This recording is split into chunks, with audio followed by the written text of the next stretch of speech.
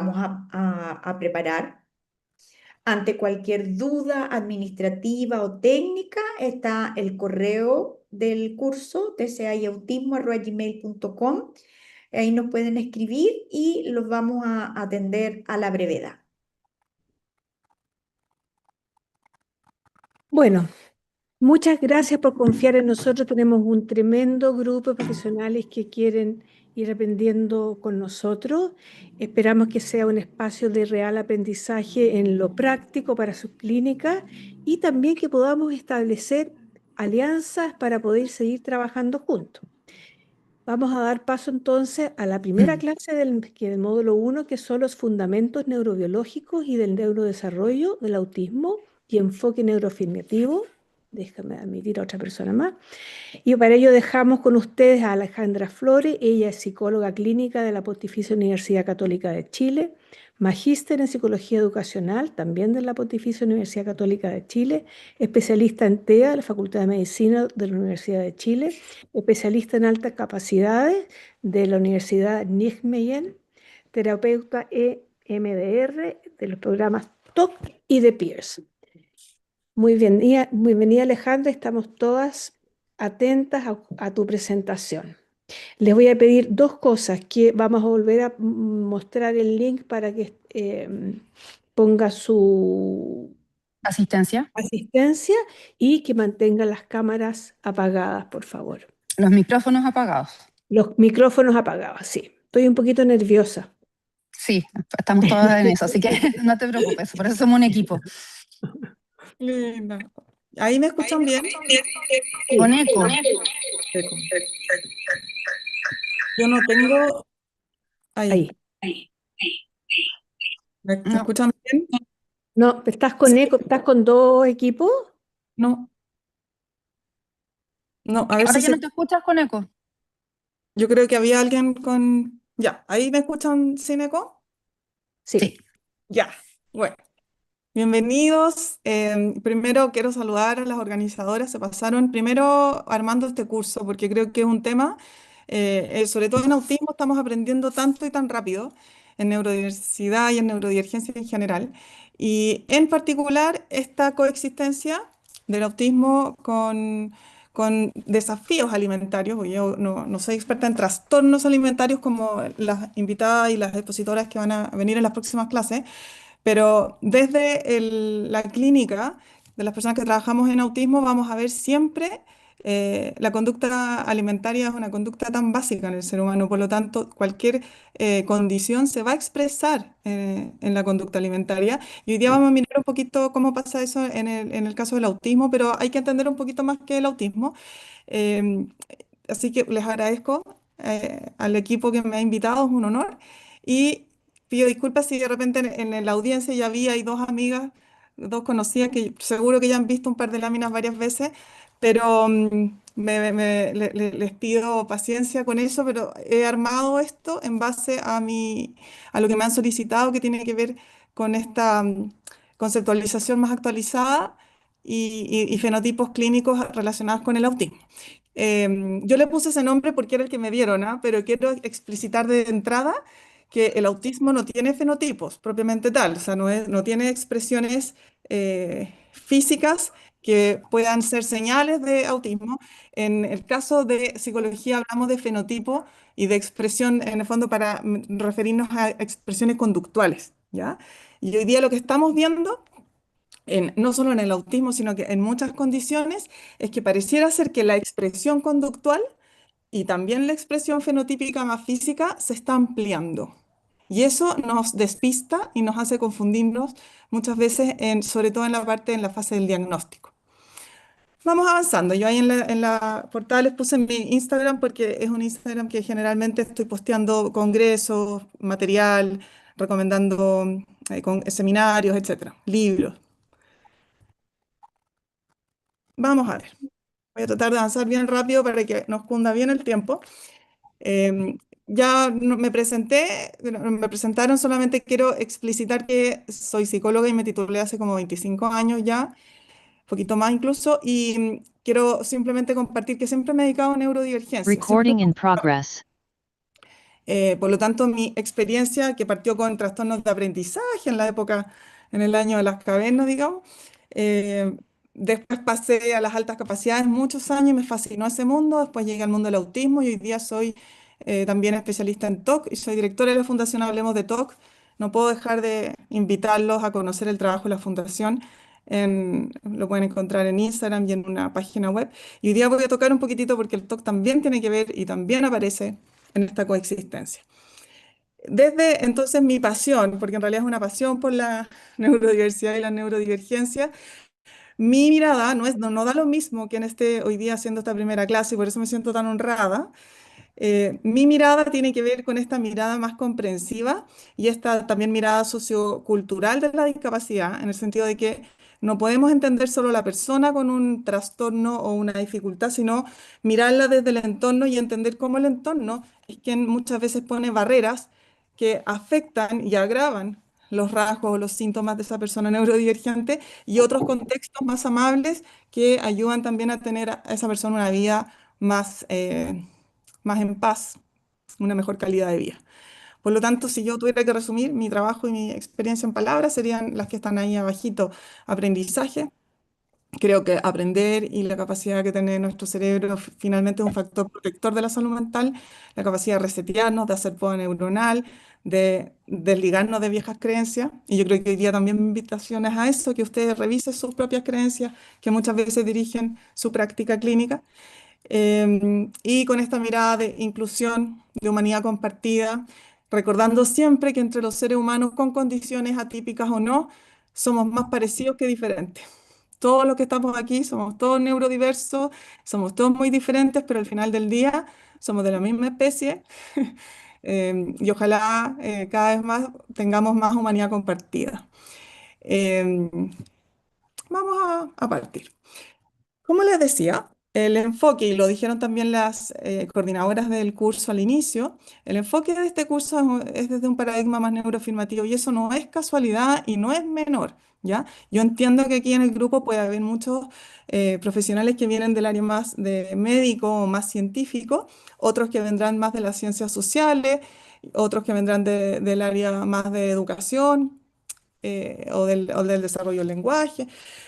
Pero lo que nos convoca hoy es este paradigma neuroafirmativo que básicamente implica pensar en lo que hemos siempre aprendido como lo normal, lo anormal, y desde el punto de vista, desde este modelo, lo normal y lo anormal es simplemente estadístico, tiene que ver con los manuales que rigen también nuestro anteojo, con el cual miramos la conducta de las personas. Me refiero al DSM-5, por ejemplo, en este caso en salud mental. Y hoy día hay todo un boom a nivel mundial de redefinir lo que es normal, de remirar con un ojo más crítico también estos manuales como la única forma, como si fuera la única manera de entender el fenómeno y la experiencia humana. Para mí es importante ponerlo sobre la mesa porque obviamente no es el lenguaje habitual que van a encontrar en seminarios médicos o en congresos se apegan más al lenguaje biomédico. Hoy día yo los invito, al menos por hoy, a tener esta manga un poco más ancha desde este paradigma neuroafirmativo, entonces donde estamos redefiniendo lo que es normal, entendiendo también que la neurodiversidad en los seres humanos es la nueva norma.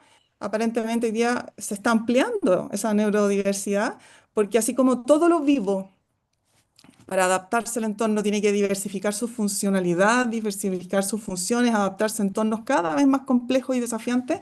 Bueno, los cerebros humanos también. ¿M?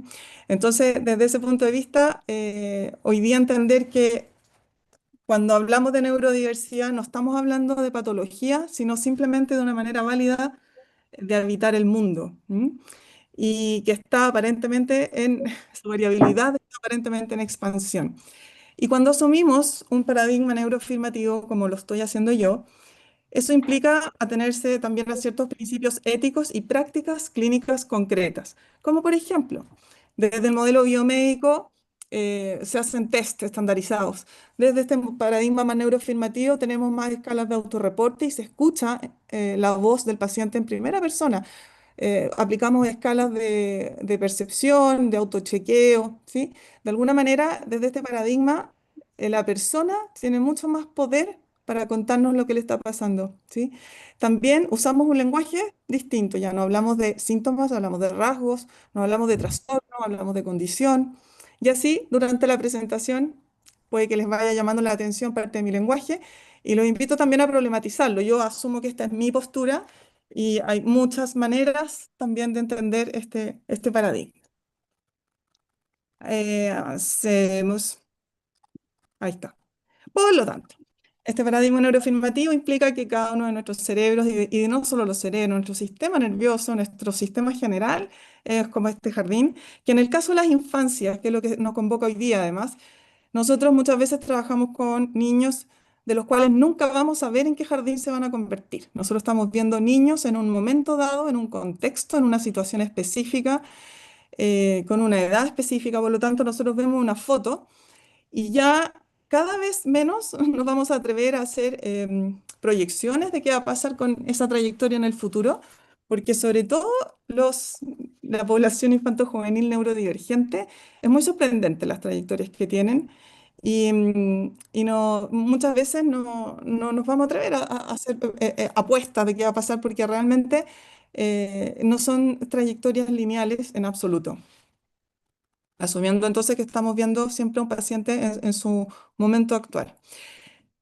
Lo que vamos a revisar hoy día, vamos a hablar un poquito de neurodiversidad y neurodivergencias, que yo sé que va a ser medio general, pero al final van a entender por qué para mí es tan importante que hoy día partamos con este tema, porque de alguna manera es que invitarlos a ponerse un anteojo nuevo desde el cual vamos a leer los papers, las estadísticas y todo como el contenido más científico que nos van a mostrar las doctoras en las próximas clases.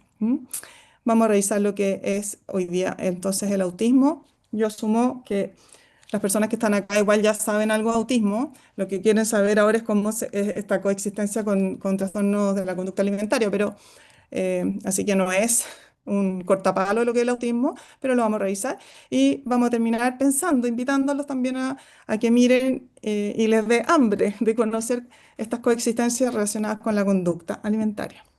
Así que, ¿qué vamos a hacer hoy día, Pinky? Esto es para los de mi época. No sé si conocen esta caricatura. Esto es lo que yo hago todos los días. ¿Qué vamos a hacer? Vamos a hacer lo mismo de siempre, vamos a hablar de autismo. ¿Sí? Aquí cito a mi colega, la Connie Miralles, que es una psicóloga que trabaja en neurodivergencia, que hace unos memes muy divertidos.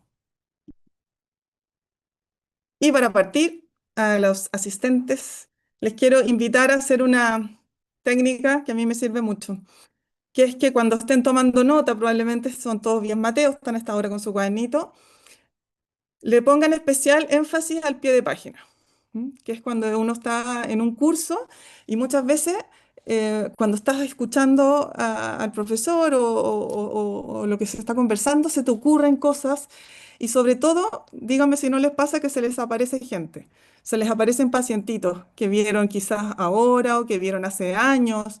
Muchas veces se nos aparecen insistentemente pacientitos con quienes cometimos un error o que tal vez con la información que tenemos hoy día podríamos haber hecho también una intervención diferente. Bueno, todo eso es relevante cuando tomamos un curso como este, porque aquí nadie viene con la verdad y la idea es que ojalá cada uno de ustedes se lleve una inspiración, una buena idea, una reflexión, tal vez una nueva práctica, ¿sí? Y muchas preguntas que con el tiempo ojalá podamos seguir conversando más allá de las clases. Y sobre todo también los invito, ya les había dicho, a mirar tus creencias arraigadas.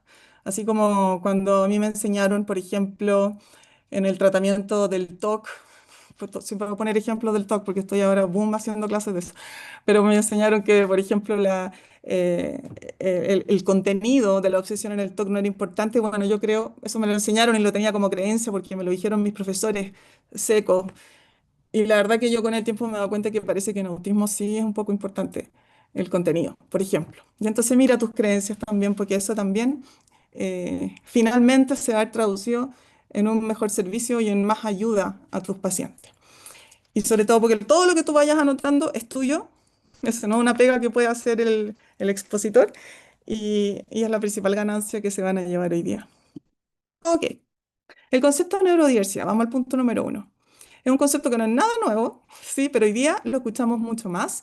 Es un concepto que se le atribuye a varias personas, pero principalmente a Joyce Singer, que es una antropóloga australiana, ya a fines de los 80, los 90, empezó a estudiar la variabilidad en los seres vivos, las plantas, los insectos, y básicamente lo que hizo fue pensar que si todos los vivos se está diversificando, por ejemplo, las mariposas hoy día tienen que volar más y tienen más funciones, más resistencia al clima, etcétera, porque hoy día hay menos flores, menos parques. Bueno, así como todo lo vivo se está adaptando al entorno que le toca vivir, bueno, parece que los cerebros humanos también. Y eso simplemente, finalmente se traduce en que la neurodiversidad es una biodiversidad neurológica, es una variación inherente a todos los cerebros humanos. No puede haber dos cerebros humanos porque ya sabemos que para hacer todo el cableado y las conexiones neurológicas necesitamos tanto de información genética como de condiciones del ambiente y de experiencia. Por lo tanto, nadie tiene dos experiencias iguales, así que por eso no hay dos cableados iguales. ¿Mm? Todos aquí somos de la misma especie, por lo tanto nunca van a existir ni existirá un cerebro idéntico al tuyo. Este concepto de la neurodiversidad es un poco rebelde, ¿ah? Es un concepto que no es tan light, en el sentido que suena como muy obvio, pero viene, es como un movimiento social y científico también, que viene como a reivindicar la idea de que estos manuales que clasifican, encasillan, de alguna manera eh, uniforman la conducta humana para indicar cuándo se sale del promedio o no. Este concepto viene como a reivindicar la idea de que los márgenes, sobre todo en salud mental y en el neurodesarrollo en particular, los márgenes de lo que es normal son difusos. ¿M? Y que hoy día, habiendo también tanta conectividad en el mundo, pero también tanta diversidad de maneras de vivir en este mundo, obviamente eso va a impactar cada vez más en las conductas y que cada vez más nos vamos a ver que los manuales nos van a quedar cortos para analizar. ¿M? Y esto también implica que, así como hay diferencia en el funcionamiento neurobiológico, em, hay un aprecio a estas diferencias, en el fondo que la diferencia es buena, enriquece, y que simplemente las diferencias o las atipias que son más marcadas pueden implicar algunos desafíos, por supuesto, no se niega eso, sin embargo, se respeta el hecho de que hay obviamente personas que se desvían de lo que es la norma estadística, pero eso no implica de que sea peor. ¿M? Ok. Y si todos somos neurodiversos, eso es lo que es correcto decir, no todos somos neurodivergentes, ¿ya? Y el neurodivergente también desde un criterio más estadístico, esta es una curva de Gauss, donde si aplicamos cualquier evaluación del cognitivo, del neurodesarrollo o de algunas habilidades, vamos a encontrar que la mayoría va a estar en el promedio, donde está azulito más oscuro, y vamos a encontrar en cualquier cosa que evaluemos, siempre vamos a tener población que se va a comportar por lo menos una o dos desviaciones estándar del promedio, por lo tanto, a estos que están en las colitas de la curva de Gauss, o esta curva de distribución normal, a estos que quedan rezagados y bien alejados del promedio son los que vamos a llamar neurodivergentes, ¿ya? Desde este paradigma neuroafirmativo, que yo sé que no es científico, esa es una palabra que no sale en el manual de psiquiatría, etcétera. Esto es una, como decía, de este movimiento social y de reivindicación de la diversidad. Se habla también de este paraguas de las neurodivergencias, que hoy día ya iríamos como en el quitasol de las neurodivergencias, porque cada vez más, con el avance de las neurociencias, vamos viendo que muchas conductas que antes se atribuían netamente a cosas más psiquiátricas, por ejemplo, tienen un correlato o un origen en atipias en el neurodesarrollo, en neurotransmisores, en circuitos, por ejemplo, dopaminérgicos o de otros neurotransmisores que están alterados, o estructuras cerebrales también atípicas. Eso hoy día, gracias a la neurociencia, a los avances, lo podemos ver. Ya no, no es necesario que lo intuimos, lo vemos. ¿M?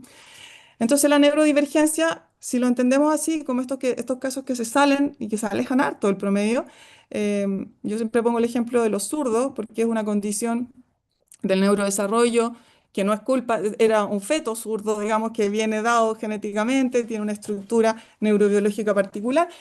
em, Si el 95% de las personas son diestras en el mundo y el 5% de las personas nacen zurdas, entonces a ese grupito es el que vamos a considerar el neurodivergente. Con esto solo quiero explicar que la neurodivergencia tiene que ver con la estadística y la comparación con aquella población donde está siendo evaluado, ¿ya? Es un criterio de comparación y no tiene una cualidad per se, sino que tiene que ver con esta diferencia del promedio de la población y de la época donde esa persona se desenvuelve. Estas son algunas de las neurodivergencias más típicas y nos vamos a entrar al tiro al autismo, pero solo para que entendamos que también desde este modelo estamos hablando más o menos del 20% de la población. Se estima que entre un 15 o un 20% de la población tiene algún tipo o algún rasgo de estas neurodivergencias, ¿ya? Por ejemplo, antiguamente, yo digo antiguamente porque esto tiene como, no sé, este modelo tiene como, no tiene más de 30 años, pero al principio se incluían dentro de este paraguas de las neurodivergencias solo aquellas que eran estrictamente neurológicas, así como los tics, las epilepsias, ¿m? Porque se atribuía neurodivergencia a algo que era estrictamente neurológico. Pero hoy día, como cada vez sabemos más que, por ejemplo, los trastornos del ánimo incluso, e incluso el TOC, que es lo que me gusta estudiar a mí ahora, tiene un correlato. Por ejemplo, el TOC tiene una estructura dopaminérgica alterada, los GABA, algunas estructuras cerebrales, y eso viene de fábrica, es como de hardware. Entonces, hoy día también, por esa razón, porque es una tipia estadística, o sea, poco significativo estadísticamente a nivel mundial, y tiene correlato en el neurodesarrollo, eso ya cumple los criterios para ser considerado una neurodivergencia, como el autismo, ¿ya? Ahora, hemos escuchado, y probablemente ustedes les preguntan todo el tiempo, ¿por qué hoy día todo el mundo es autista? ¿Por qué todo el mundo tiene diagnóstico? Y es tan común escuchar esto. Bueno, ¿por qué de repente hay tantas personas neurodivergentes? Por la misma razón que aparecen más estrellas y planetas cuando construimos mejores telescopios.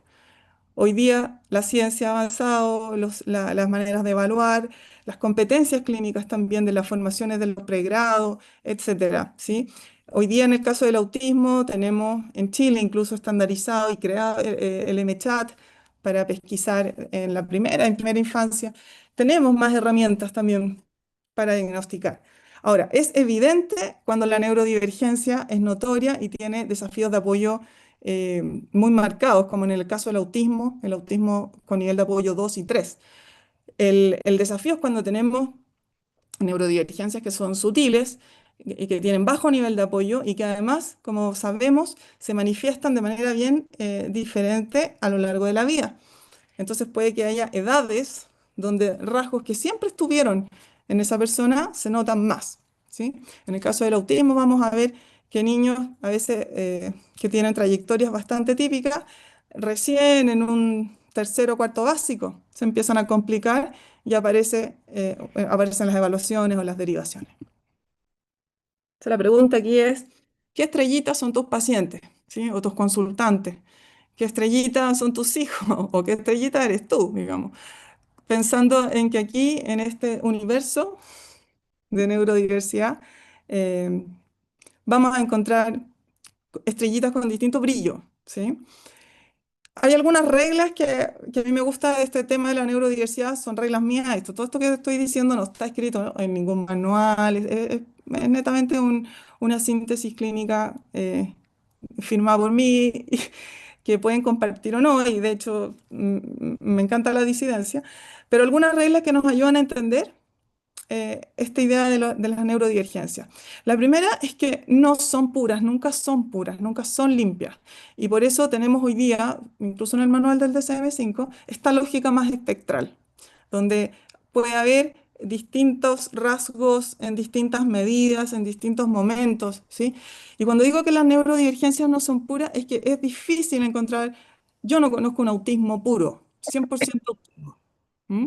En general, una persona, un niño autista, cuando ustedes les consultan, además de autismo, le van a ver que puede ser zurdo, que tiene alguna dislalia o que tiene algún trastorno del lenguaje o, o déficit atencionales, casi siempre. Entonces, las neurodivergencias, al ser una compleja red bioneuronal dinámica y sistémica, se va a manifestar en más que un rasgo, ¿ya? Y eso es lo primero que tenemos que entender cuando hablamos de personas autistas en particular. Las funciones y las habilidades de las personas siempre han sido y serán sensibles y permeables a la experiencia, por eso confiamos en los tratamientos, ¿cierto? Pero hay algunas que son más sensibles a la experiencia. Hay algunas personas que desarrollan habilidades o nuevas funcionalidades con más facilidad y otras que no. Eso también es parte de esta lógica espectral. Hay que tener una perspectiva del desarrollo. En muchas cosas y muchas conductas de los niños que solo son, porque son niños, se entienden desde ahí en ciertas edades son bastante normales estadísticamente. En cambio, esa misma conducta en otra edad cambia cualitativamente su valor o su valía en términos de si son llamativas o no en el desarrollo. Las neurodivergencias en general impactan todas las áreas del neurodesarrollo y del desarrollo humano. No se quedan ancladas como, por ejemplo, la dislexia, que es solo en la lectura escrita o el lenguaje verbal, digamos, perdón. Eh, en general, las neurodivergencias de las que estamos conversando impactan la humanidad de esa persona y su presencia en el mundo. Tienen coexistencia siempre, entonces, y son dinámicas, ¿ya? Eso también lo vamos a ir revisando a lo largo de este curso en general. Y desde el modelo biomédico se llaman comorbilidades, y tienen dimensiones que se mezclan, ¿sí? Pasamos de lo neurológico a lo físico, tiene correlatos cognitivos, entonces por eso también nos despistamos. Bueno, como primera regla entonces tenemos esta idea, y a mí me gusta graficarlo con el monstruo de colores, que yo sé, y ya me conocen los que han visto alguna clase mía, que yo sé que es para las emociones, pero a mí me gusta graficarlo. También la neurodivergencia se ve así. A veces nos va a llegar un pacientito que tiene el color rojo, por ejemplo, del autismo, mucho más llamativo, y lo vamos a ver evidentemente, pero las neurodivergencias tienen capas. Entonces, lo más probable, y lo que nos pasa con las conductas alimentarias, es que nos damos cuenta después, ¿sí? O que llega por esa razón, y después vamos a empezar a descubrir que parece que puede haber algo más neurodivergente en esta persona. Entonces me gusta graficarlo así, como este monstruo de colores, y asumir entonces que cuando hablamos de neurodivergencia es una condición, no una enfermedad. Hay mezclas de rasgos de distintas condiciones y cuando son muy chiquititos, sobre todo los casos son más mezclados, ¿sí? También tenemos hoy día esta idea de que hay rasgos, hay personas que tienen algunos rasgos aislados, pensamiento más rígido o algunos temas de habilidades sociales, pero que no alcanzan a constituir una condición completa o el cuadro completo, ¿ya? Eso tampoco, esta idea de lo espectral lo contiene, pero no es que digamos que cualquier persona o un rasgo en una persona va a constituir una condición.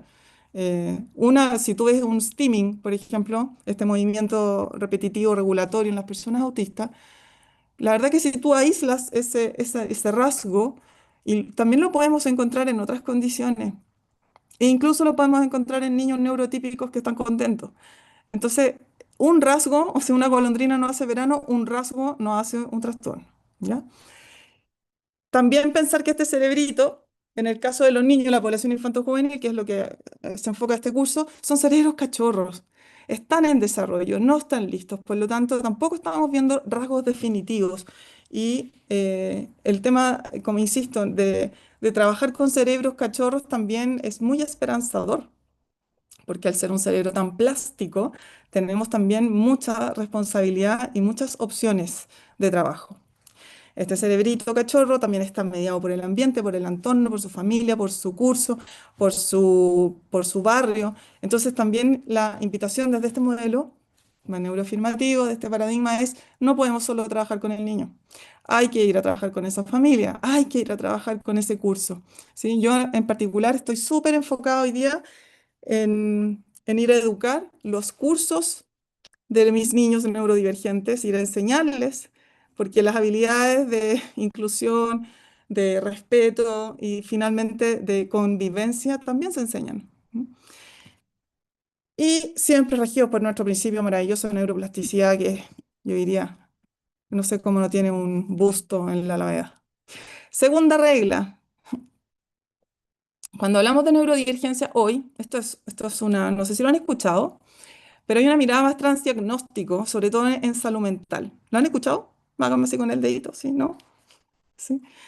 ¿sí? Para desmarcarnos un poquito también de esta única opción de los manuales de psiquiatría como el DSM-5, está apareciendo con mucha fuerza esta mirada transdiagnóstica que básicamente es un enfoque en salud mental que identifica estos procesos psicológicos que comúnmente son llamados trastornos, pero sin guiarse por los límites y las clasificaciones biomédicas imperantes como en el DSM-5, sino también cuestionar, como les decía al principio, los límites, los bordes de estas etiquetas, ¿no? No está diciendo, ni yo estoy diciendo que las etiquetas sean malas. De hecho, es necesario tener acuerdos respecto a qué vamos a llamar un trastorno del sueño, qué vamos a llamar una depresión, ¿no?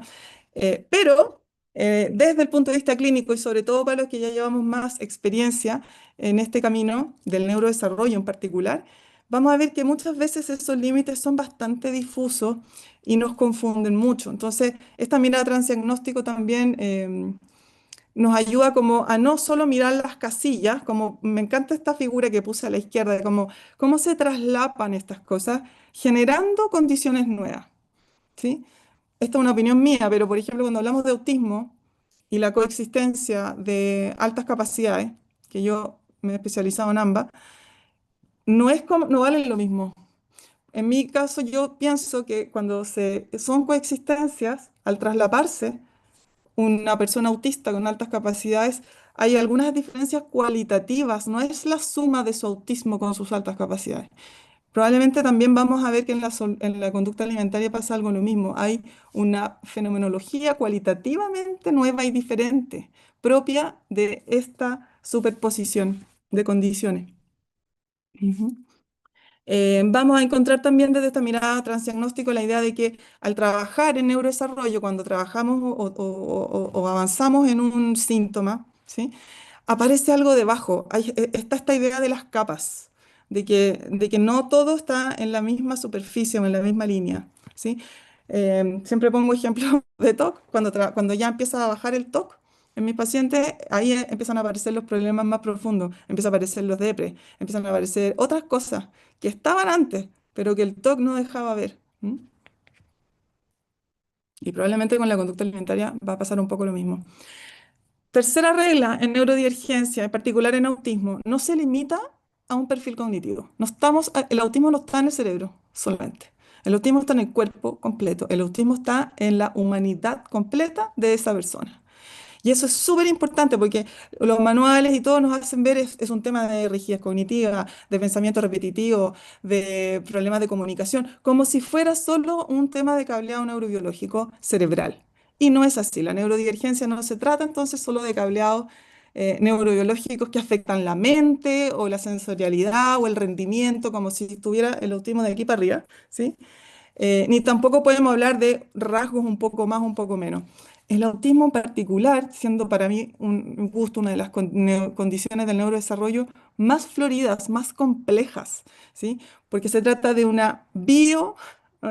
bioneurotipo, ¿ya? E incluso, y lo vamos a ver más adelante, en el autismo, entendiendo que también el intestino tiene neuronas y también son neuronas neurodivergentes, igual que las del cableado cerebral, tienen incluso la absorción atípica de nutrientes. O sea, los autistas, por ejemplo, bueno, yo no me voy a meter tanto ahí porque eso no es mi área, soy una patuda y me van a perdonar las doctoras que vienen después, pero voy a mucho curso, sigo mucho hay una nutrióloga en particular en Chile que se llama la doctora Carolina Jara, que se ha especializado en intestino neurodivergente para que la busquen después, y he aprendido, por ejemplo, cómo no absorben la ferritina. Entonces, todos los autistas en general tienen la ferritina baja y muchas veces cuando se mandan a hacer exámenes, ahí las doctoras me podrán corregir después, pero en el caso de las personas neurodivergentes, no sirve la misma escala en la que te dicen, ya, si estáis dentro de estos parámetros vais a estar normal, porque ya sabemos que las personas autistas pueden tener, pueden tener desafíos y expresión de necesidad o incluso de falta de nutrientes, estando su nivel de ciertas vitaminas y ciertos nutrientes dentro del rango normal, porque esos rangos son construidos dentro de con muestras neurotípicas, ¿sí? Entonces, bueno, de nuevo, el autismo no está solo en la cabeza, está en todo el cuerpo, ¿ya?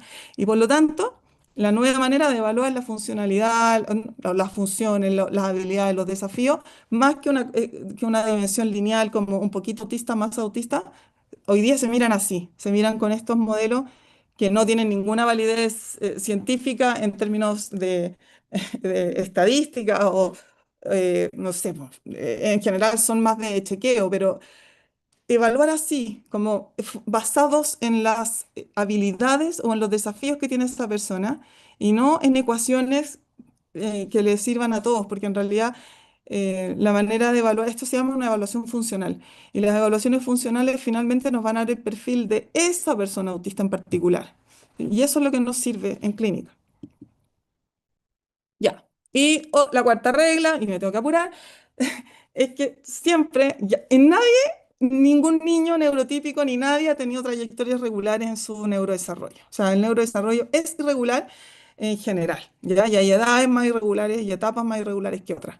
Pero sobre todo en la población autista y neurodivergente en general, las trayectorias son súper irregulares, ¿sí? Y por lo tanto también para uno como clínico es bien frustrante muchas veces de trabajo, porque avanzas dos pasitos, retrocedes uno, pero siempre en autismo tenemos un dicho, como una metáfora, presumir competencia. Yo estoy haciendo todo lo posible porque asumo que este niño que hoy día no habla, va a hablar. Quiero que hable, se comunique. O presumir competencia para ganar habilidades que igual Hola, profe. pues, Mira, cerrar el espejo. ¿Verdad? Andrea Contreras, por favor, silenciar tu micrófono. gracias. Bueno, tenemos trayectorias irregulares, esa es como la norma, ¿no? Del desarrollo, sobre todo neurodesarrollo, ¿sí? Y en el caso de los niños, sobre todo de los niños, hoy día ya, no sé, yo creo que todos hemos tenido pacientitos que antiguamente o en su primera infancia el doctor o alguien le dijo, no, este niño no va a hablar, este niño nunca va a poder ir al colegio, este nunca va a aprender a leer, y la verdad que nos sorprende después esa trayectoria, ¿sí? Así que en el caso de los niños tenemos que tener mucho cuidado. Y solo por si usted tiene alguna duda, usted está aquí, ya estamos al final de nuestra trayectoria, estamos llegando al final de la trayectoria, nos queda poco. Pero aún así, lo que nos queda sigue siendo irregular. ¿Sí? No es todavía lineal y uno cree que cuando jubila ya tiene todo listo. Y no, capaz que alguno de ustedes va a aprender a tirarse en paracaídas, a ir a vivir al extranjero, no sabe. Por lo tanto, y ya avanzando, cuando trabajamos en autismo y en neurodivergencia, es alto en complejidad, altísimo en complejidad. Entendida como, no porque sea difícil, sino que es demasiadas variables involucradas en la comprensión de la personita que tenemos al frente, digo personita porque me imagino siempre niños. Vamos al punto número dos, que es hablar de autismo, que es una de la neurodivergencia que en el fondo nos convoca hoy día. Acá hay algunos personajes, algunos son ficticios, como el Sheldon Cooper, otros son de los que se ha sospechado, se ha hablado, pero con esto solamente quiero mostrar que el autismo siempre ha sido parte de la diversidad humana, siempre ha estado. Te invito también a pensar que desde la nomenclatura actual del autismo, que es mucho más amplia que la que existía antes del 2013, quizás tú tuviste compañeros de universidad en el espectro autista o compañeros de colegio, que hoy día tú los recuerdas y dices, claramente esa persona, a mí me pasa, y digo, claramente esa persona era autista y no sé si alguna vez se enteró, ¿sí? Siempre existió. Lo que ha cambiado también es la nomenclatura, la forma de comprender y denominarlo, ¿ya? No voy a hacer la clase de historia del autismo, pero a mí me gusta mucho esta imagen que armé con los años, porque es para decir, esto es muy nuevo.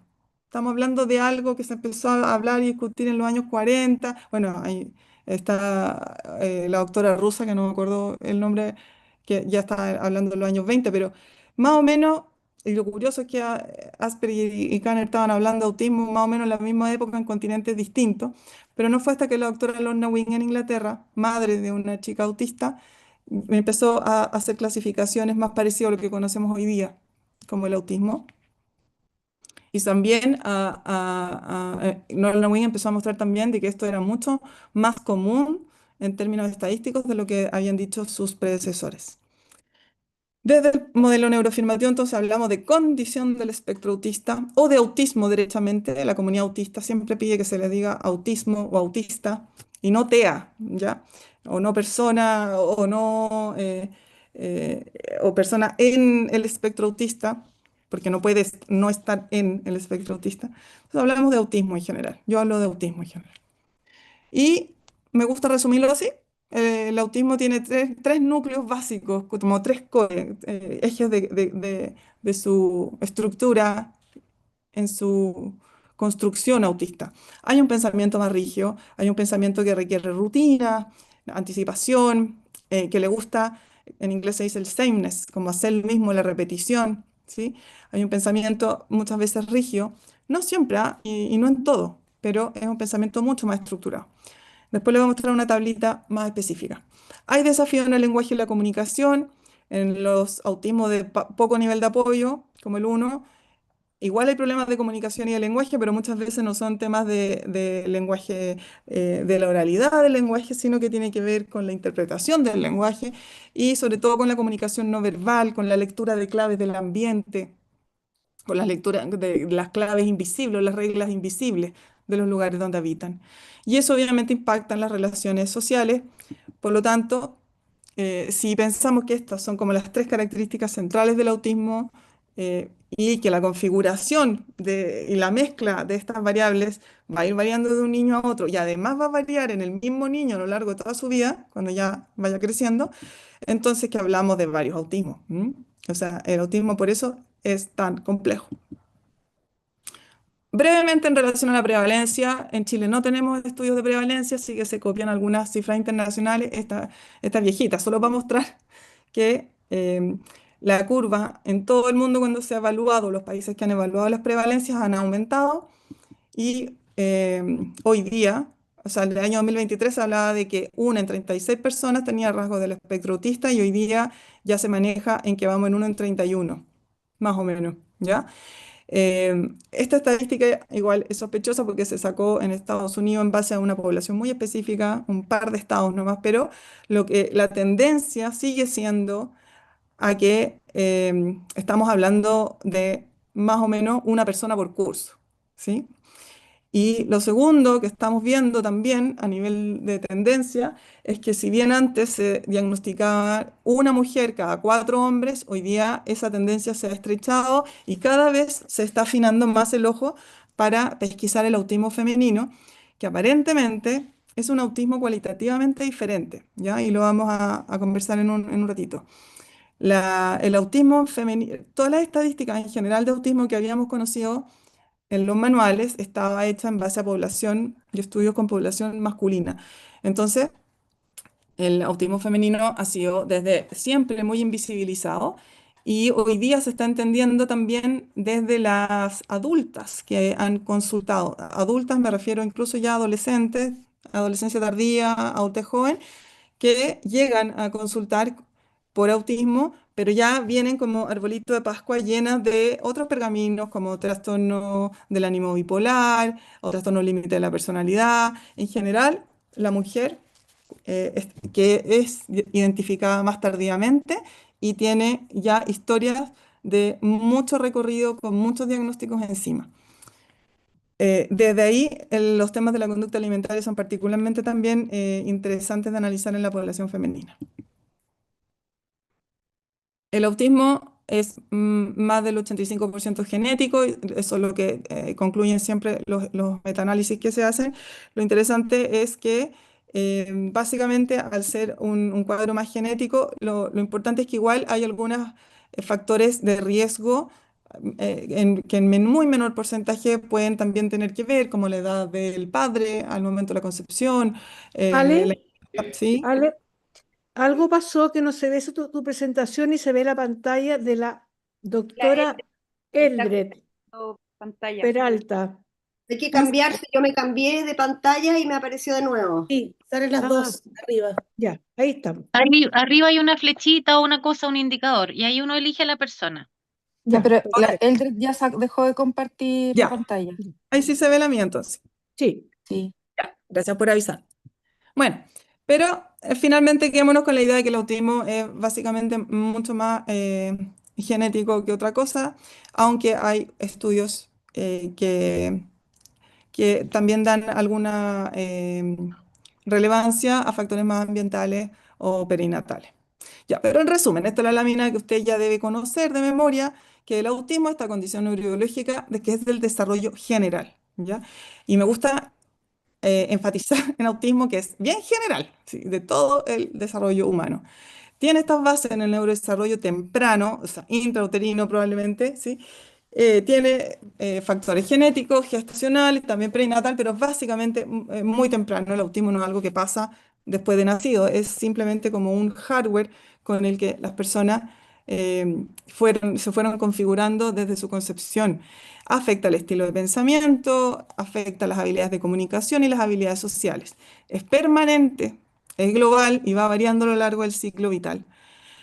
En el caso incluso de los niveles que se mueve dentro, el DSM-5 especifica que tú puedes especificar si en el fondo es un autismo de bajo nivel de apoyo, medio o sustancial, uno, dos o tres, pero incluso eso puede ir cambiando. ¿Sí? Yo recuerdo a mi gran amiga y profesora la Amanda Céspedes, que siempre dice un niño chico siempre se va a ver TA3, porque todavía no está regulado, no tiene corteza prefrontal desarrollada, por lo que se va a regular por cualquier cosa, por lo tanto siempre desde más niños van a tener más desafíos y más necesidad de apoyo. ¿M? Por lo tanto, tampoco estas categorías no son rígidas, ¿ya? Si tú recibes un informe o llega un pacientito a tu consulta con algo, un papelito que dice autismo nivel 2, ok, eso fue en el momento y la foto que sacó esa persona, ¿ya? Pero no nos podemos sesgar a que ese nivel 2 está inscrito en piedra. Se mueve entonces en este espectro. Puede incluir o no deterioro en la capacidad intelectual. Sabemos que el autismo nivel 1, de poco necesidades de apoyo, generalmente no tiene disminuido su capacidad intelectual, aunque sí tiene muchas veces alterado o afectado las funciones ejecutivas, que no es lo mismo, pero afecta, impacta en el funcionamiento intelectual. En el autismo se tratan los síntomas o las coexistencias, ¿ya? Porque el autismo no es que no tiene cura, pero la persona consulta por alguna de las coexistencias del autismo que en ese momento están interfiriendo en su calidad de vida. El paciente no duerme, el paciente está muy ansioso o porque el paciente está triste porque no tiene amigos. ¿M? Por lo tanto, no es el autismo el motivo de consulta. Eh, y el entorno, como en todas las neurodivergencias, el entorno de ese niño puede ser un factor protector o estimulador también de los desafíos. Rememos y construyamos un entorno que sea un factor protector. Y vamos a asumir siempre, cuando vemos niños, que lo que vemos como conducta tiene causas y tiene razones que hacen que esas conductas se expresen de esa manera. Por lo tanto, cuando vemos conductas y cuando trabajamos con niños, siempre tenemos que sospechar de las conductas. ¿Sí? De nuevo, no están escritas en piedra. Las clasificaciones vigentes, en realidad estamos en el CIE 11 ya, pero tenemos estos manuales, me gusta mucho, por si no lo conocen, el 0 a 3, que es más europeo, es precioso, la clasificación también que hace la comprensión, también bastante más transdiagnóstico tal vez de estos manuales. Y lo que pasó es que desde el salto que se pegaron los manuales en la revisión del DSM-5, que fue el 2013, lo que antes tenía categorías separadas, que era autismo profundo, el Asperger, los trastornos generalizados del desarrollo, eso desaparecen como categorías independientes y todo pasó a llamarse el 2013 trastorno del espectro autista, como un término paraguas para agrupar a todas estas condiciones que tenían este corazón, digamos, que yo les había mostrado, de pensamiento, desafíos en la comunicación y en el lenguaje y en habilidades sociales, ¿ya? Entonces, desde el 2013, por eso la categoría hoy día es más amplia, hasta el 2013, que existía el diagnóstico del síndrome de Asperger, había muchos jóvenes o niños que tenían no todos los criterios para ser considerado un Asperger, pero tenía 6 de 8, no le alcanzaba como para ser considerado. Entonces, ahora, desde esta etiqueta o este término paraguas, desde el 2013 la etiqueta es más amplia. Por lo tanto, por eso también hay más autistas, porque cabe más gente con esta clasificación. No sé, los más mayores, eh, como yo, digo, antiguamente, ¿se acuerdan del trastorno generalizado no especificado? Eso era lo que ponían los neurólogos, el TGD no especificado, ¿sí? Eso era lo que nos llegaba, que era esa zona gris entre el Asperger y el autismo profundo. Pero en esa zona gris hay un en el fondo muchísimos autistas que hoy son considerados autistas y que antes no tenían el diagnóstico de autismo. Bueno, ya dije que tiene 3 niveles en relación al nivel de apoyo. Aquí solamente va a mostrar que se ha descrito. Yo siempre estoy poniendo cosas de redes sociales cuando son buenas, pero me encanta esta descripción de lo que son los niveles de apoyo, ¿ya? Y solamente quiero aquí mostrar que muchas veces asociamos nivel de apoyo 1 como poco apoyo. Otras personas podrían pensar que es un autismo más leve. Pero ¿se te ha metido una piedra pequeñita en el zapato? ¿Un maicillo? Y digo, ya, puede que sea poco nivel de apoyo, pero jode, molesta, erosiona, ¿sí? Entonces, aunque sea un nivel de apoyo considerado por el manual bajo, para nosotros como clínico y para esa persona que está viviendo ese desafío es grande, es importante, hay que atenderlo, ¿sí? Y no quedarnos con esta idea de que si es uno, entonces nadie se va a dar cuenta o no tiene tanta necesidad de apoyo, no, no es así.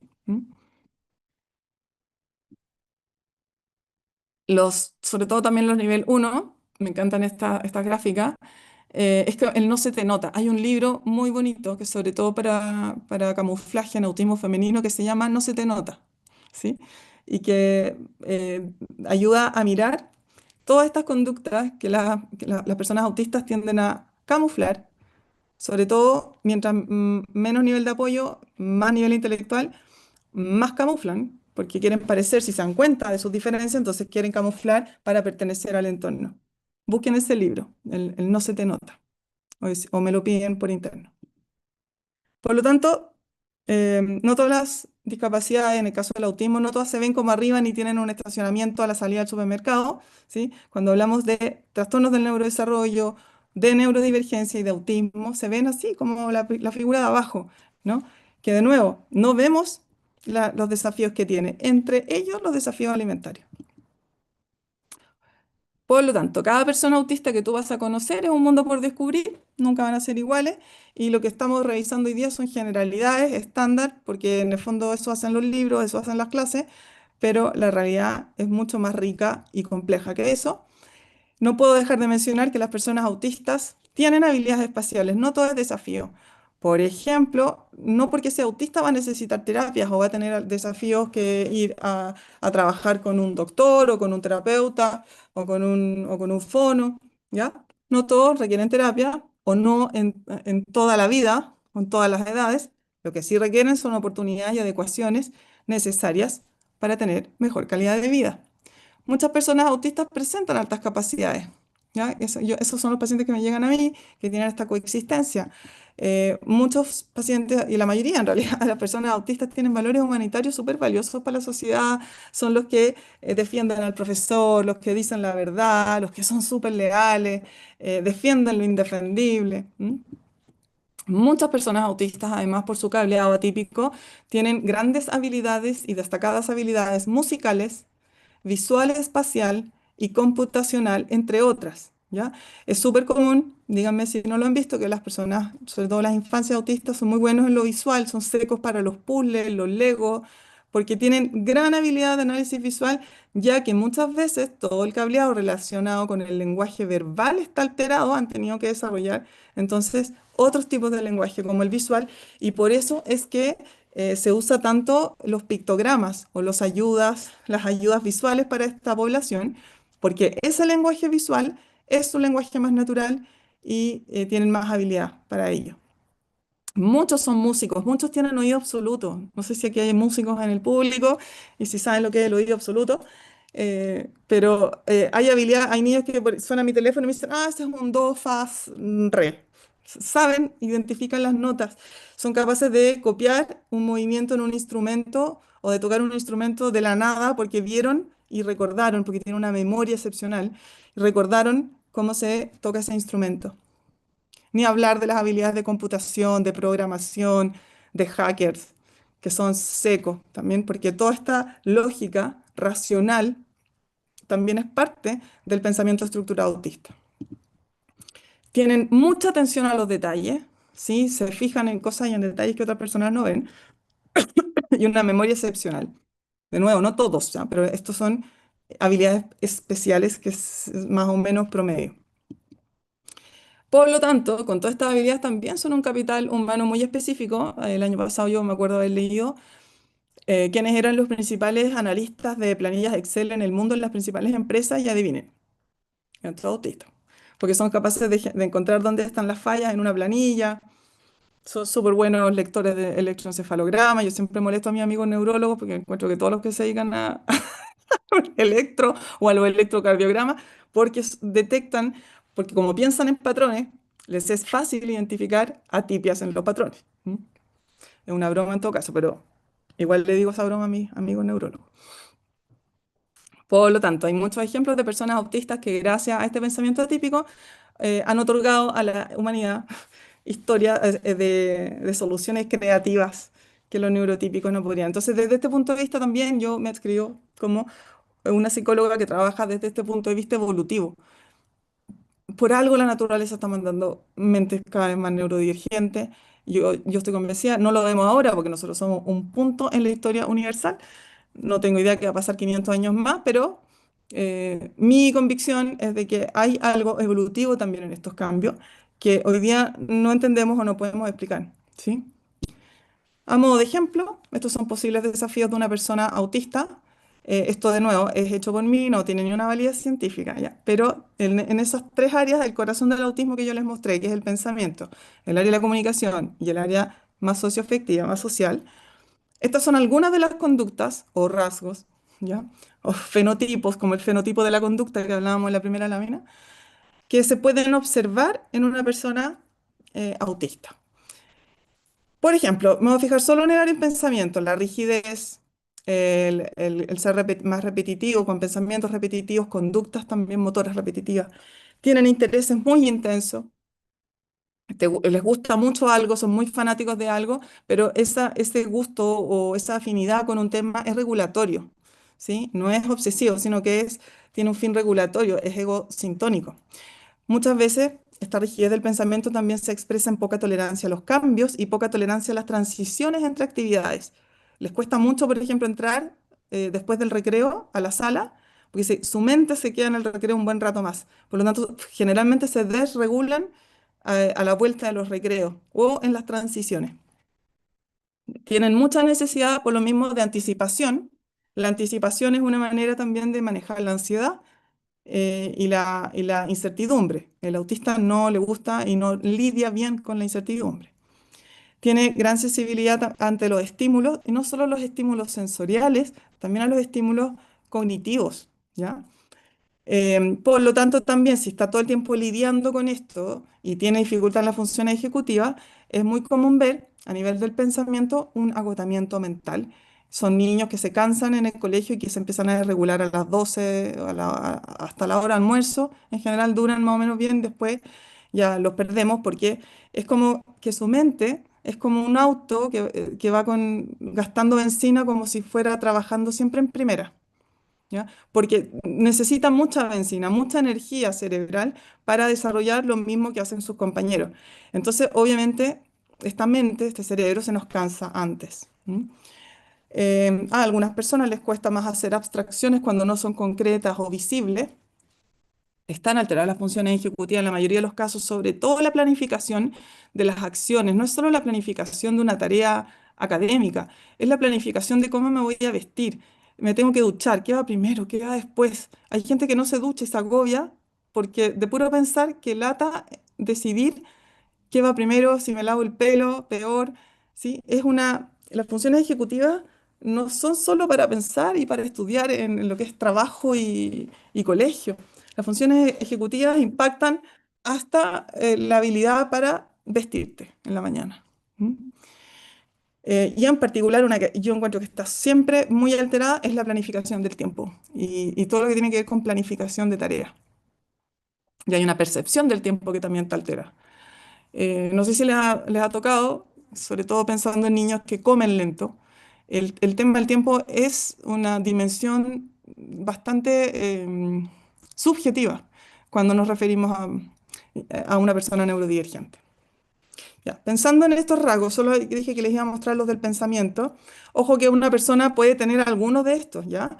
Por lo tanto, hoy día esta idea del fenotipo ampliado, ¿sí? Como que antes los autistas se veían más de esta manera, hoy día ese límite se está poniendo cada vez más difuso y estamos viendo que, por ejemplo, antiguamente se enseñaba que el autista no miraba a los ojos, hoy día vemos autistas que sí miran a los ojos, que sí sonríen, tienen sonrisa social y aún así tienen diagnóstico de autismo. Eso significa el fenotipo ampliado, que no nos podemos quedar en estas categorías tan rígidas y estrictas de los rasgos o los síntomas que están presentes o que debieran estar presentes, porque sobre todo en las neurodivergencias más sutiles o con menos nivel de apoyo, vamos a ver más estos rasgos más de fenotipo ampliado. No solo en autismo, ¿ah? Entonces, en el caso del autismo, volvamos a este mono de la neurodivergencia, ¿se acuerdan de la idea de que las neurodivergencias no son puras? Nunca se presentan solitas como el monstruo de colores. Ya, vamos a ver que las neurodivergencias en general se presentan en clusters, como en grupitos, vienen en patota, ¿ya? Entonces, por ejemplo, sabemos que si hay autismo, hay un 30% de probabilidades de que además haya una epilepsia. Entonces, por eso el neurólogo manda a hacer un electroencefalograma, porque el autismo no tiene biomarcadores aún como para ir a buscarlos, pero estamos buscando las coexistencias que ya sabemos que existen, ¿ya? Por ejemplo, en el caso del autismo, coexistencias que son súper comunes, está la epilepsia, los trastornos del sueño, los trastornos ansiosos, trastornos gastrointestinales, inmunidad más deprimida. Hoy día ya se sabe, disautonomía. Em, o sea, cada vez más estamos conociendo que en el fondo, de nuevo, estamos hablando de coexistencias que afectan el sistema de salud general, no solo mental, ¿ya? En mi caso, pongo este monito porque yo me especializo en el clúster de arriba, personas autistas que tienen altas capacidades, que puede tener alta capacidad y que puede tener TOC, ¿ya? Presentar TOC. Y hoy día, el clúster que estamos viendo y empezando a analizar es el autismo con los trastornos de la conducta alimentaria. Pero ojo, que puede ser diferente si además pensamos en el clúster de ahí arriba que yo les comentaba. ¿Sí? O sea, en el fondo nunca va a haber un TEA puro, sino que vas a tener un TEA que probablemente viene con un TOC y que desde ahí va a presentar un trastorno de la conducta alimentaria, o que va a tener un déficit atencional y que también de ahí su presentación de un trastorno de la conducta alimentaria va a ser también distinto, cualitativamente diferente. Ya. Pensando en esto, va. Aquí está nuestro monstruo de colores, neurodivergente. ¿Sí? Estas son las coexistencias más comunes en términos ya más psiquiátricos, o no tan biomédicos, sino más psiquiátricos en el autismo. Y yo puse asterisco con las que yo sé trabajar, digamos, que son los trastornos más del ánimo, trastornos específicos del aprendizaje, déficit atencional, ansiedad, TOC y personas con altas capacidades. ¿Ya? De nuevo esta idea de que el cuadro siempre es muy mezclado, ¿ya? Este cuadro no es mío, es del doctor Sebastián Robert, que es el que dirige la unidad de autismo adulto en la Clínica Universidad de los Andes. Lo pongo solamente porque en Chile no tenemos este estudio a nivel como este solo de su unidad, no tenemos todavía estudios a nivel global, pero es porque quiero que vean que igual hay muchas coexistencias que son solo médicas, como la epilepsia, algunas encefalitis, eh, no sé, acá hay algunas pocas, pero tenemos condiciones que son médicas, coexistencias que son netamente psiquiátricas también como las que habíamos mencionado recién. Quiero agregar además que esta población, lo puse bajito, eso no es del cuadro de Sebastián Roberts, eso lo puse yo, esta población además es mucho más vulnerable ante abuso sexual. Lamentablemente tiene de 8 a 10 veces más probabilidades de tener o de sufrir acoso sexual, especialmente 9 de 10 mujeres autistas adultas reportan acoso sexual en la infancia, algún nivel de abuso. Bullying escolar y ciberacoso, también 10 veces más que la población neurotípica. Sentimientos de soledad y estas crisis y estas desregulaciones emocionales, que desde mi punto de vista no son parte ingrediente del autismo. No todos los autistas se regulan así como salen a veces en las noticias. Yo creo que la desregulación emocional, de nuevo, es un rasgo transdiagnóstico que se puede encontrar en muchas condiciones y en muchos neurotípicos también, en distintos momentos. Incluso en uno cuando se enoja y hacemos la ley del hielo, eso ya es una desregulación emocional. Nosotros quizá hemos aprendido a hacerlo con más elegancia o más discreción, pero de nuevo, la desregulación emocional es parte del folclore, si lo llamamos así, de la condición autista, pero no sola y exclusivamente. Y otras condiciones del neurodesarrollo. Pero quiero hacer hincapié en dos. Uno, el autismo es una de las condiciones del neurodesarrollo donde más se hace camuflaje, donde las personas más esconden su condición, sobre todo cuando tienen alto nivel de inteligencia y sobre todo cuando son mujeres. Y eso también se va a expresar en la conducta alimentaria. Vamos a ver. Y hoy día el enmascaramiento es una de las líneas de investigación que está súper activa porque hoy día sabemos que el enmascaramiento es el culpable de las grandes depresiones y de los suicidios, que son 8 veces mayor también en la población autista que en la población neurotípica. Según Autism Speaks, la persona autista tiene 17 años menos de esperanza de vida porque, aparte de su calidad de vida y sus temas más médicos, que en general no explican tanto estas muertes, la mayoría de la explicación se encuentra en la conducta suicida. Es terrible esa cifra. Y con esto ya estoy terminando, a 2 minutos. Quiero mostrar la persona autista, para que se vayan con este anteojo al resto de las clases. Una persona autista, que ya vemos que puede ser, la variabilidad entre personas autistas también es infinita, ¿ya? Las personas autistas se va a expresar y su ser autista se va a expresar en todas sus conductas, porque esto es una condición global, permanente y general. Y entre esas conductas puede que también se expresen en desafíos alimentarios. Todos los que vemos a niños autistas sabemos que solo comen salchicha, otros solo comen fideos blancos con aceite, tienen muchas idiosincrasias de su condición relacionada con la alimentación, ¿ya? Ahora, sin mencionar trastorno, digamos, porque eso no es mi parte, pero obviamente la conducta alimentaria está siendo, de alguna manera, tiene este sesgo que tiene el funcionamiento autista, ¿ya? Pero si además pensamos en esta idea que yo el transdiagnóstico y de cómo existencias que les he mencionado, quiero mencionar solo estas, ¿ya? Si la persona autista con la que estamos trabajando en desafíos alimentarios, que ya sabemos que van juntos, porque la conducta es una expresión de ese funcionamiento, pero si además tiene déficit atencional, o TOC, o desafíos de integración sensorial, o altas capacidades, o trauma, y yo ya puse ahí como chiquitito trastornos gastrointestinales, pero es como otra neurodivergencia que yo no es mi área de expertise, pero si en particular vemos alguno de estos, esto se complejiza mucho más. Por lo tanto, si tú trabajas con población autista en temas de alimentación, tienes que ir a buscar esas otras coexistencias, aunque no vengan con un papel firmado, ¿ya? Pero lo más probable es que también puedan estar afectando la conducta de tu paciente. Solo como por ejemplo, si la persona autista además tiene muy activo o está en un momento de gran desafío con un déficit atencional, te va a decir cosas como se me olvidó comer, ¿sí? O va a comer a gran velocidad, o va a tener hiperfoco muchas veces en la hora de alimentación o en otra cosa que le va a impedir alimentarse en los horarios adecuados.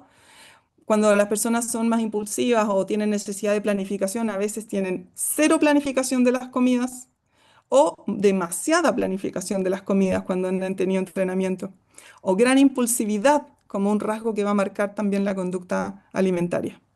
De nuevo estoy hablando desde lo transdiagnóstico, así como la impulsividad está presente en un montón de condiciones y en un montón de personas que no tienen condición diagnosticada también, ¿ya? ¿Se entiende el ejercicio que estamos haciendo? ¿Sí? Ya. Si la persona, además, vamos para recordar, si la persona autista con desafío alimentario, además puede haber un TOC, que nunca lo vemos, el TOC siempre pasa piola y nos cuesta detectarlo. Pero, por ejemplo, la persona simplemente puede tener, la persona autista puede estar teniendo ideas intrusivas. Yo tengo un paciente que no tomaba agua, sino revolvía el agua 3 veces en sentido contrario a las agujas del reloj, porque así despurificaba, o sea, purificaba el agua que venía contaminada. Esa era una compulsión para una idea obsesiva, ¿ya? Para un pensamiento intrusivo. Tengo pacientes autistas, me recuerdo una adulta autista con TOC que se comía los M&M en cierto orden de colores, ¿sí? El plato también tenía cierta organización y iban primero las vitaminas, después los nutrientes y tenía ciertas compulsiones relativas al comer. Y en el caso del TOC hay que siempre ir a mirar también si es que no hay trastornos, los trastornos relacionados que son sin idea obsesiva, pero por ejemplo estas conductas repetitivas centradas en el cuerpo, ¿m? Trastorno dismórfico corporal, eh, que en el caso del TOC hay que ir a buscar la idea obsesiva. Aquí el dolor no es subir de peso, no es el peso, es una obsesión relacionada con algo del entorno relacionado con la comida, ¿ya? Pero eso yo seguro que las doctoras lo van a tratar más adelante. Si hay temas de integración sensorial que no están resueltos, es una persona que se va a asquear con olores, que va a hacer selectividad alimenticia por los colores, por las texturas, por la temperatura de las comidas, se va a poner quisquilloso con estas características. Puede que le moleste el ruido, tenía una chiquitita que no podía comer en la mesa con su familia porque no toleraba el ruido de masticación de las personas a su alrededor. Y además en la integración sensorial, un tema muy importante que probablemente van a conversar las profesoras de terapia ocupacional en el futuro, es una baja lectura de las señales del cuerpo interno. Son personas que no se dan cuenta que tienen sed, que no se dan cuenta que tienen hambre, ni siquiera se dan cuenta que a veces quiere ir al baño, ¿sí? Entonces, todas esas dificultades de interopercepción también van a afectar la conducta alimentaria. Ya. Las altas capacidades es otra neurodivergencia que no está en el manual, pero, y con eso cierro, una persona con altas capacidades autista puede tener intereses profundos relacionados con la alimentación, como por ejemplo hacerse vegano o hacerse no sé, vegetariano, porque tiene una idea de que, no sé, pues los animales tienen alma, ¿sí? O puede profesar una religión particular donde se come de cierta manera, que en el caso de las altas capacidades a veces no viene enseñado por la familia. El altísimo perfeccionismo también afecta a la conducta alimentaria, la disciplina o temas morales como no comer animales. ¿M?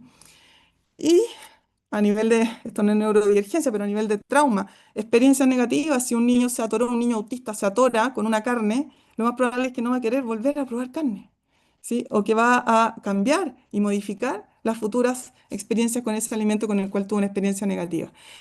Muchas veces lo aprende porque lo vivió en sí mismo o de manera vicaria porque lo vio en otras personas. Y lo pongo muy a la pasada, pero en las personas autistas los trastornos vinculares también se expresan en la alimentación. Lo voy a decir así nomás, pero es para que usted simplemente abra sus anteojos. Y para terminar, volvamos a la idea de la libretita y tu pie de página. ¿Se te aparecieron pacientitos en el camino? ¿Viste caritas de niños con los que has trabajado? ¿Anotaste algo? ¿Se te ocurrió una idea? ¿Alguna pregunta que quieras plantear? Bueno, todo ese material es la riqueza y lo que ganaste en esta clase de hoy día. Les agradezco su atención y nos vamos a ver en las próximas clases donde espero también participar. Les dejo por ahí unos podcasts que son míos que hablan de neurodiversidad por si alguien quiere seguir aprendiendo de neurodiversidad, que es mi interés profundo. Ya, ahora sí Muchas, me... muchas gracias, Alejandra. Magnífico, súper claro. Me encantó esto de las capas para ver un poquito más allá, para no dejar pasar cosas también. ¿Mm? Súper, súper. Muchísimas gracias. Aquí todos te están agradeciendo. Muchas gracias. Recording stopped. Tenemos un ratito para hacer preguntas, comentarios. Ale, saca tu presentación para que podamos vernos todas las caras. Ya, ahí está. Diste una brochada por muchos de los aspectos que vamos a ver en relación a alimentación en las siguientes sesiones. Y yo estaba recordando que no hace mucho tiempo, hace 10 años aproximadamente, los fracasos terapéuticos, 10, 12 años, los fracasos terapéuticos que teníamos en anorexia era precisamente porque no hacíamos el diagnóstico de autismo. No estaba en nuestro radar. Lo que uno no ha aprendido no puede verlo. Y cuán diferente hubiera sido la historia. Por eso es tan importante que vayamos abriéndonos a poder ponernos los anteojos para ver dimensiones que si no se nos pasan de largo nomás, ¿cierto?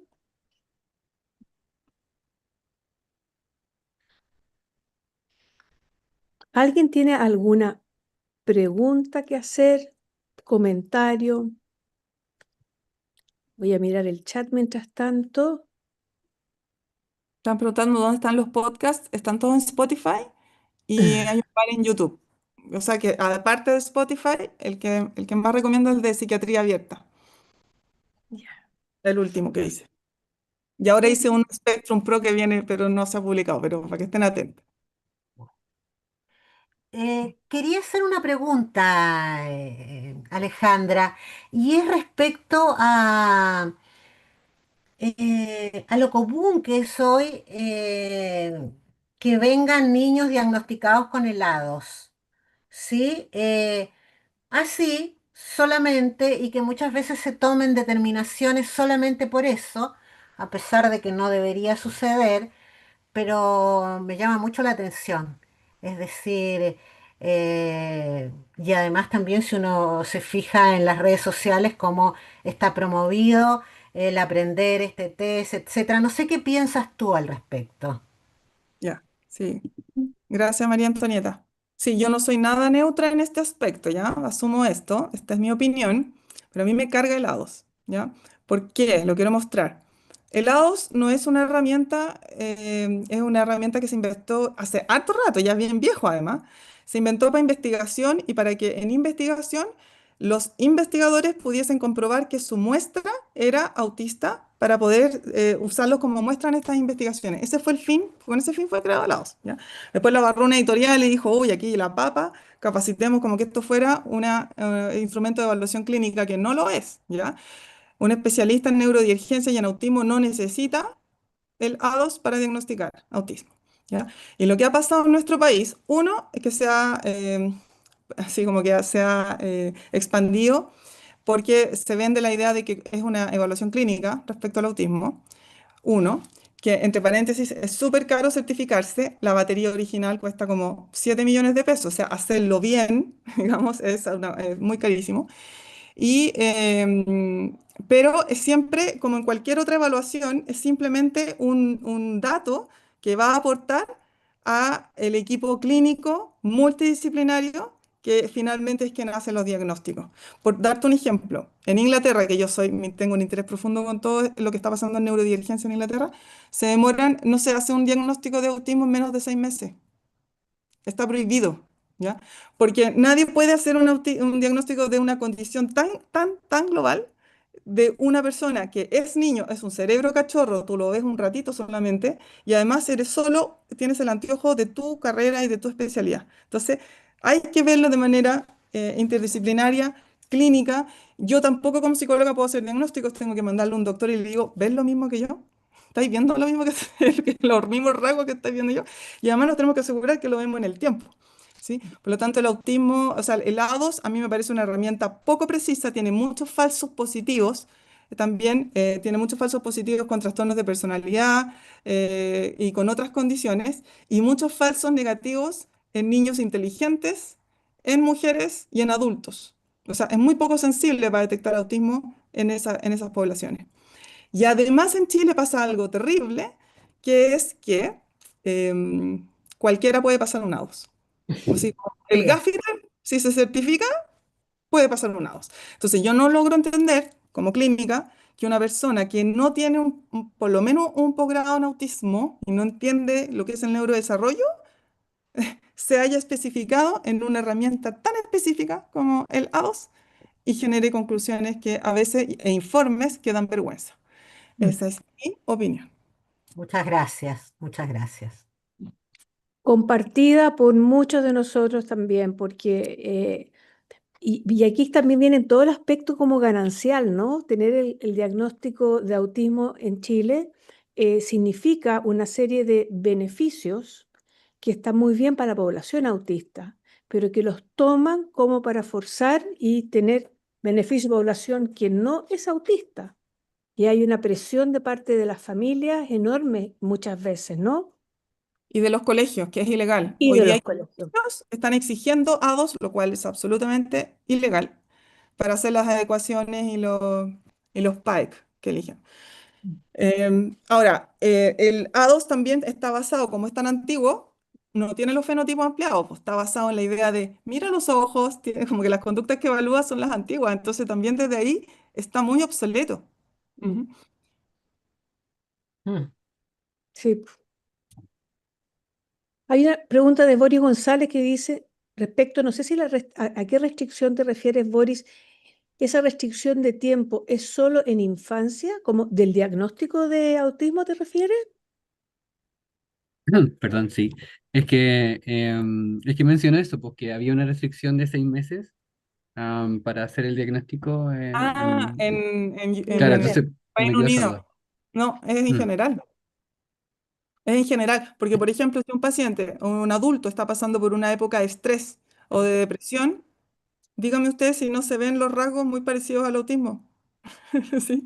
Claro. Entonces, como se superponen de nuevo, como estamos todos en esta línea más transdiagnóstico, tenemos que esperar a ver si esos rasgos son permanentes. Y para eso necesitamos tiempo. mm. Sí, lo pregunto porque es interesante, porque en mi contexto, que es como de corta estadía o hospital de día, las atenciones son súper rápidas, como que el sistema presiona a que sea súper rápido y el diagnóstico más inmediato. Eh, entonces, claro, yo no tengo 6 meses para atender a las personas con las cuales trabajo. Entonces, No, como que me impresionó eso. Y sí, pues, de repente, por ahí he leído que se habla harto del burnout autista diferencial de la depresión como tal. Por sí, eso era la acotación. gracias, Boris. Es que yo creo que tenemos tantas limitaciones en Chile para tanto un buen saber bien cuáles son las necesidades de las personas neurodivergentes y cuáles son las decisiones terapéuticas más acertadas. O sea, el sistema no da abasto, primero, y Mm. segundo, la metodología no alcanza a abordar los problemas de base. Entonces, tenemos un problema de estructura en el abordaje de las neurodiversidades. Sí, y yo de nuevo invito a esta mirada transdiagnóstico, porque nosotros como estamos en este curso para ver cómo convive con los trastornos de la conducta alimentaria, en el fondo tú no estás ahí para certificar, en este caso, si la persona es o no es autista. El tema es ir a mirar por qué se está expresando o este rasgo o esta condición, digamos, cómo está afectando la conducta alimentaria. Entonces, de nuevo, yo creo que en clínica tenemos quizás un poco más la libertad, a diferencia de los sistemas de salud pública o que tienen que hacer los diagnósticos más rápido, ¿sí? Pero cuando hacemos clínica, tenemos la libertad incluso de no terminar haciendo un diagnóstico o un informe, ¿cierto? Nos podemos quedar en los rasgos nomás, nos podemos quedar en la sintomatología y desde ahí construir soluciones para ese paciente sin las grandes etiquetas, eh, porque muchas veces no son necesarias.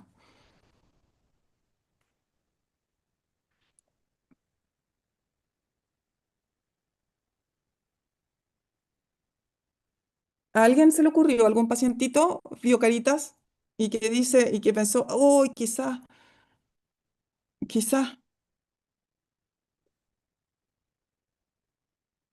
¿no? Ale, Ale, hola. Ahí yo quería compartir algo de como una impresión que me he hecho yo a propósito de las neurodivergencias. Yo hace poco que estoy como estudiando estos temas y antes de estudiarlos yo pensaba que toda la gente pensaba como yo, como que todos sus procesos eran iguales a los míos. O pensaba que la gente que es muy cuadrada, muy estructurada, como que son cuáticos y que tiene y por qué no cambian. Entonces, a propósito de eso, como para poder hacerme una idea yo, se me ocurrió como una metáfora, que es a propósito de las neurodivergencias, como que la gente normal planifica su vida pensando que es como los cuadraditos del super Jenga y los ponen sobre la mesa, las maderitas, y si es que hay algo que hacer nuevo, lo incorporan entre medio y no hay ningún problema, y si es que hay que sacar alguna actividad, la sacan nomás. En cambio, la gente que es autista planifica todo, pero con el super Jenga para arriba. muy estructurada. Entonces, si es que hay que incorporar una nueva actividad, tienen que sacar todo lo que está arriba y incorporar este nuevo palito, y eso es como un trabajo mental, como que eso cansa. Entonces, los planes nuevos, los acomodos, los cambios de rutina, o si es que, no sé, hicieron la prueba sorpresa, o incluso rutinas, por ejemplo, hay un niño que iba al gimnasio y en el gimnasio el coach le cambiaba las actividades y eso le generaba mucha ansiedad. Entonces el terapeuta es estructura como para arriba, por eso necesitan anticipación o que todo cuadre, aunque sean cosas que para otros no son tan importantes. Y el déficit atencional, que ese soy yo, es como una caja que tiene todos los palos de super yenga adentro y como que es un desorden y uno en verdad no ve qué es lo que hay que hacer a menos que sea muy entretenido o muy llamativo o muy urgente.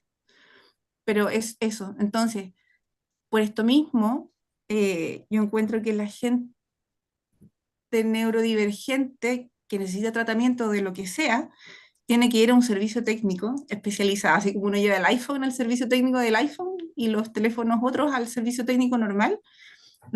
Para poder atender bien a una persona neurodivergente, uno tiene que estar como especializado, como entender el idioma. Total. Me encanta lo que dices, Ale. Nosotras con la Ale hemos conversado harto de pacientitos, así nos ayudamos por interno. Y me encanta porque no lo puse en esta presentación, pero me recuerda que yo siempre termino mis presentaciones volviendo a la idea de que en salud mental tenemos que volver a la artesanía y desmarcarnos de los manuales de cortapalo. Porque uno ve en los chats, ¿quién tiene un cuestionario para evaluar esto, cuestionario para evaluar el otro? Y se nos ha olvidado mirar al paciente que tenemos al frente, ¿sí?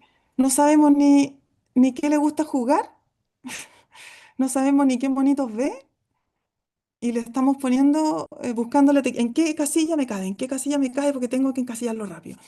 Entonces, lo que tú dices, Ale, me encanta, porque de partida es un ejemplo muy visual. Con los pacientes autistas tenemos que usar esas metáforas visuales, incluso concretas, con la yenga, con puzzles, construirlo arriba de la mesa. Se me quedó acá, pero yo tengo un sombrero con los lóbulos del cerebro. Tiene que ser muy visual, ¿ya? Y muy metafórico.